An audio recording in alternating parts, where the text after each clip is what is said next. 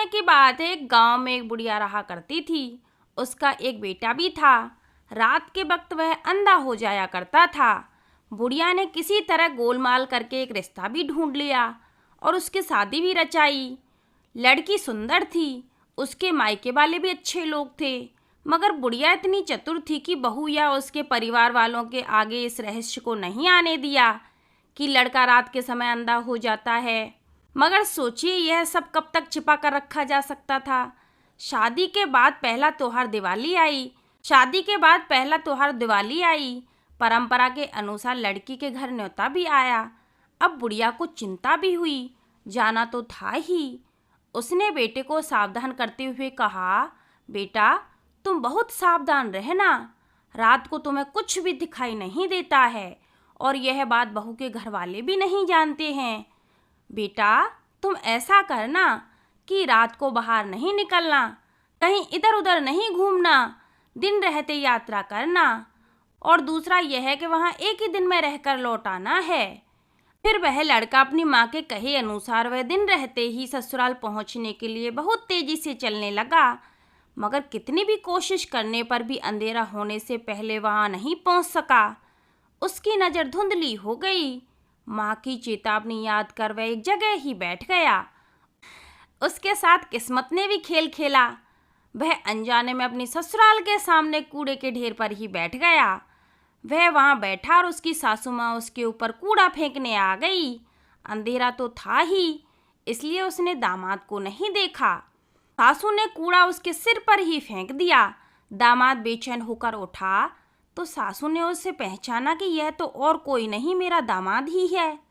तो होना था वह तो हो चुका था, अब पछताने से होना क्या था। सासू ने बहुत मंसूबे बना रखे थे कि मेरा दामाद पहली बार घर आएगा तो उसकी बहुत अच्छी स्वागत करूंगी, मैं धूमधाम से त्योहार मनाऊंगी, रिश्तेदार और पड़ोसियों के आगे उसका सत्कार करूंगी। मगर छी छी, यह क्या कर दिया मैंने। लड़के की सासू को वहीं रोना आ गया और शर्म के मारे वह तेजी से घर के अंदर भाग गई।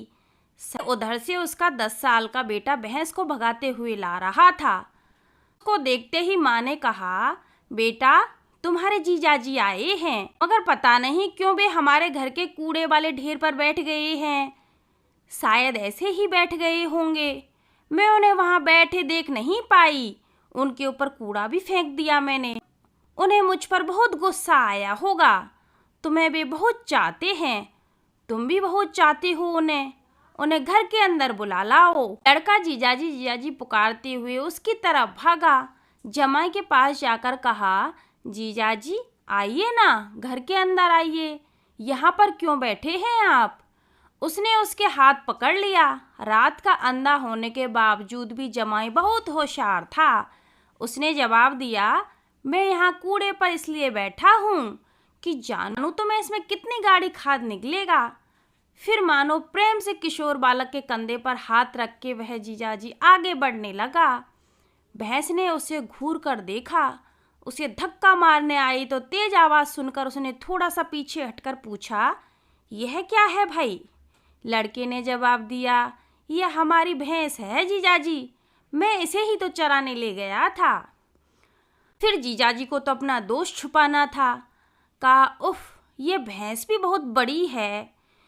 फिर वह भैंस की पूंछ पकड़कर आगे बढ़ गया। इस तरह आगे बढ़ने पर वह धान के भंडार के पास आया। उन दिनों अनाज को जमीन में गड्ढा खोदकर खत्ती बनाकर उसमें जमा किया जाता था। वह अंधा उस गड्ढे में गिर पड़ा। लड़के ने घबराकर पूछा, हाय जीजाजी, क्या हो गया, क्या आपको ढंग से दिखाई नहीं देता। जवाब में दामाद ने कहा, ऐसी कोई बात नहीं है, मैं सिर्फ यह जानना चाहता था कि यह अनाज का भंडार कितना गहरा है। मैं भी इसी तरह का अनाज जमा करने वाला एक भंडार खुदवाने वाला था। कोई बात नहीं, तुम अब मुझे हाथ का सहारा दो, मैं ऊपर आता हूँ। यह कहकर इस बार भी अपने प्राकृतिक दोष को उसने छिपा लिया।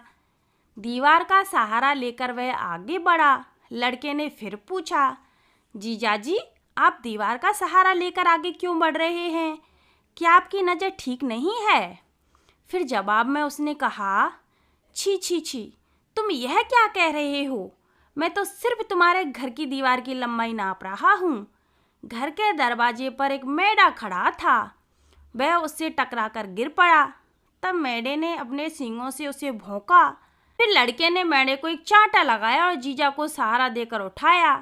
फिर पूछा, जीजा जी, आपने मेढ़े को नहीं देखा क्या? क्यों? बोले, नहीं नहीं, तुम समझे नहीं मेरी बात।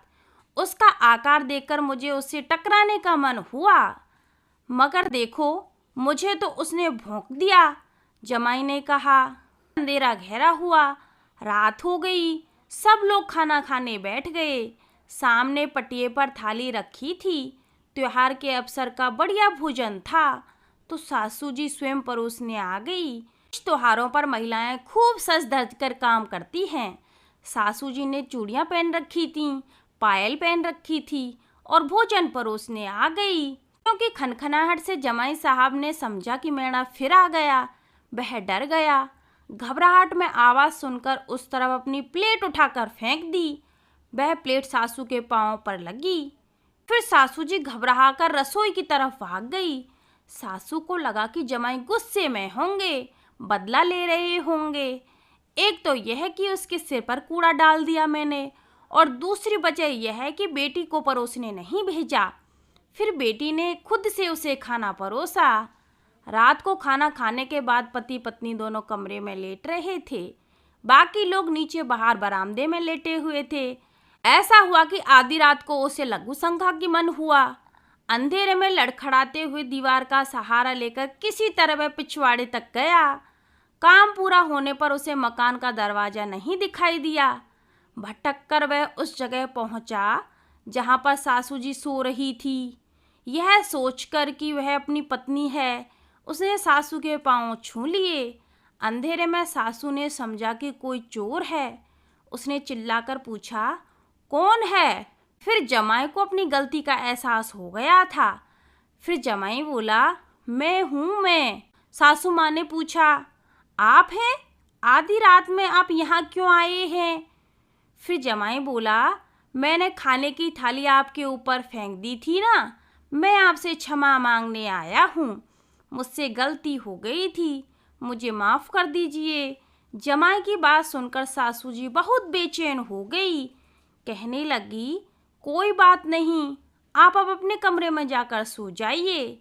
उधर आधी रात में इस शोर को सुनकर उसकी पत्नी को समझ में नहीं आया कि बाहर क्या हो रहा है। उसे सिर्फ यह पता था कि उसका पति लघु शंका के लिए गया हुआ है। उसने सोचा, माफ़ी तो सुबह भी मांगी जा सकती थी। आधी रात में इन लोगों की आवाज़ सुनकर पड़ोसियों को कुछ गलतफहमी ना हो जाए, यह उचित नहीं होगा। फिर वह बाहर आकर मामले को सुबह निपटाने के लिए कहकर पति का हाथ थामकर अंदर चली गई। रात भी बीत गई। सुबह हुई। जमाई उठकर अपने गांव जाने की तैयारी में लग गया। कहने लगा, मैं बहुत व्यस्त रहता हूँ, मुझे काम भी बहुत है, मुझे जाने दो। फिर इस तरह अपनी बीवी को मनाकर सास ससुर से कहकर अपने घर के लिए निकल पड़ा। किसी को भी पता नहीं चल सका कि वह रात का अंधा है।